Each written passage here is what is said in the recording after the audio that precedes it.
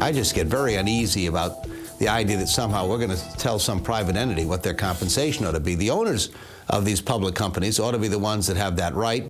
It's their stockholders that they have to answer to, and if the stockholders are willing to pay those type of bonuses, well, they must be thinking they're getting value for that in the appreciation of their stock or in their dividends. That was Senators Chris Dodd and Judd Gregg weighing in on the never-ending debate on Wall Street bonuses. This year, there will be most likely some outrage from the public. There will also be a lot of fury from inside. It has to do with how the bonuses are being paid. So one of the big reforms was to, instead of paying so much cash, to pay more and more stock. Steve Leisman is here with a closer look at whether stock is really the salvation. Well, call it bracing for the bonus bashing. That's what's going on right now on Wall Street. There's a definite effort by Wall Street to pay more of their bonuses in stocks rather than cash.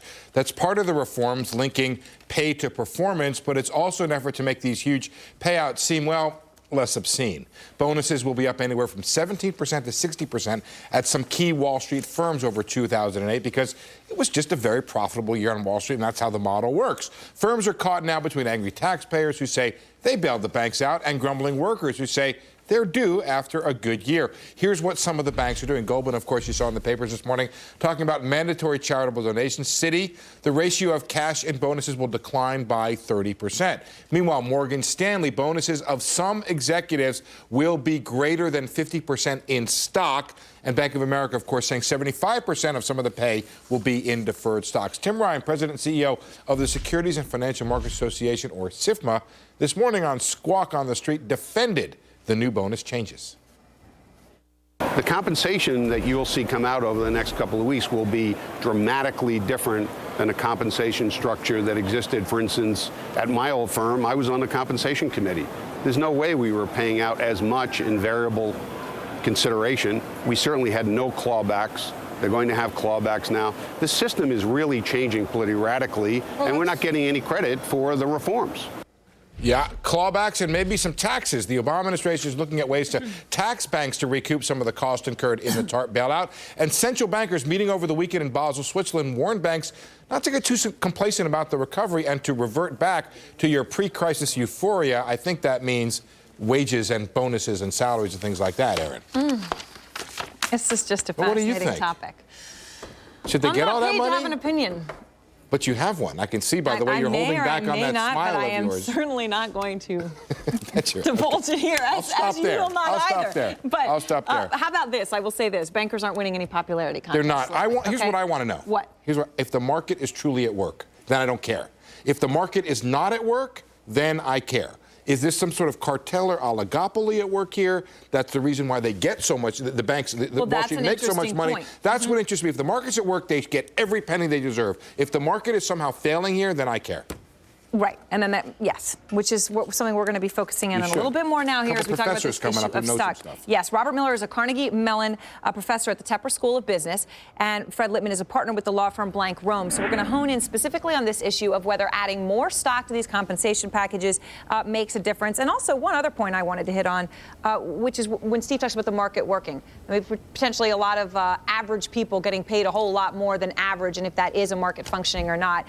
Robert Miller, let's start with you, though, on stock. Stock is now being seen as the panacea. If we pay in more stock, we can have it vest over 5 years. That incentivizes you to work for the long-term health of the company instead of the short-term. Is that really as simple as it is? Stock is the solution? Well, stock and options traditionally have always formed a large part of compensation that top managers get, and that's true for the last 50 years.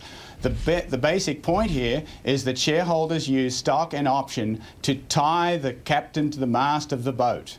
They want to get the manager's incentives aligned to those of the shareholders, and this is a good way of doing it. Fred, didn't we always hear about this during the tech boom, though? That's when options became incredibly popular because companies didn't have a lot of cash. So we'd pay someone with an option. Hey, I know the stock's at $5, but if you do well and it goes to 15, you're going to get all these options you can cash in.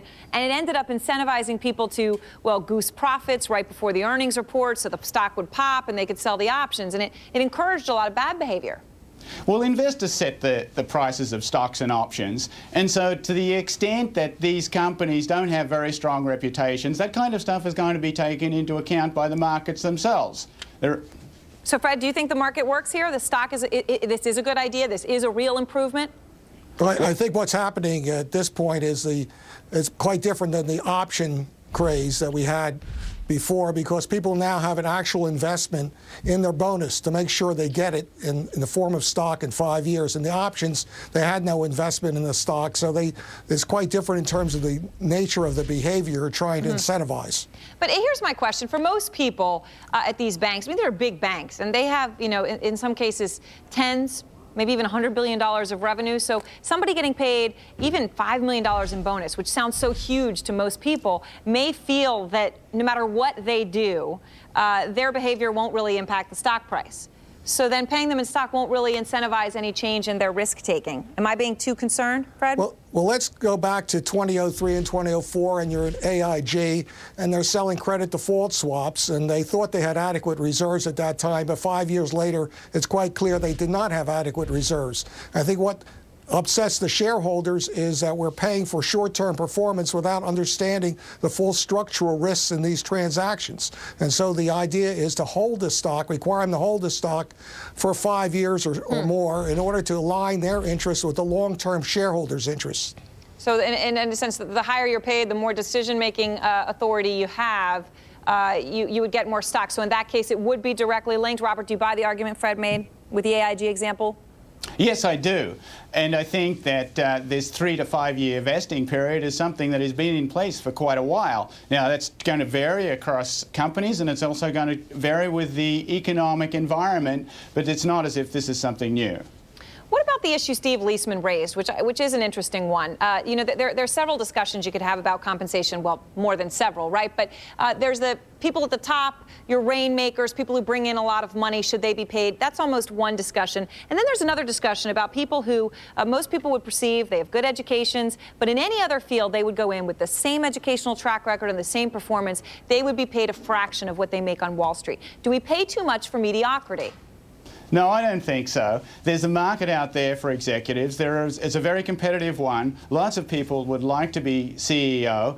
And the CEO, after all, who's not paid necessarily that much more than... But I'm talking about, like, you know, your regular trader sitting on a desk at any Wall Street bank. Right. Well, that's still a hard job to get, and it's still a hard job to be successful at. It's not something that we could all do well and make a lot of money on. A fair point, but the average person in a bank who produces the same amount of output, you know, for society, of whatever unit you want to measure on that, is paid a lot more per unit of work than someone else. I mean, maybe that's the issue people have, Fred, with the whole compensation structure. Well, it's up to the shareholders to make that decision. It's not up to the government. If the shareholders think that these people are overpaid, they should change the directors of these companies. It seems to me that this is not something for the government to get involved in if you're not taking TARP money. That's an interesting point about the boards. And if the boards, I mean, I know we have to go here, but Robert, do you think there's a real point that the boards are the ones who have failed here? They have approved, and some real critics would say rubber stamped, all of these compensation packages. Well, you've got to remember who the board consists of. And mainly, the people who have the most influence on the board are those large shareholders. They control a lot of what the board decisions are like. For example, Warren Buffett commenting on Kraft's potential acquisition of Cadbury shows how much a board member, just with a strong shareholder equity, how much influence they can have on those kinds of decisions. It'd be very interesting to hear what Warren Buffett would say about compensation at Goldman Sachs, since he's now obviously a major shareholder there, too. I guess we can only hope that he would. Thanks very much to both of you. We appreciate it. Robert Miller and Fred Lippman. An interesting point there. Very curious to hear if Mr. Buffett does have a strong point of view there or not. Next, China delivers an ego blow to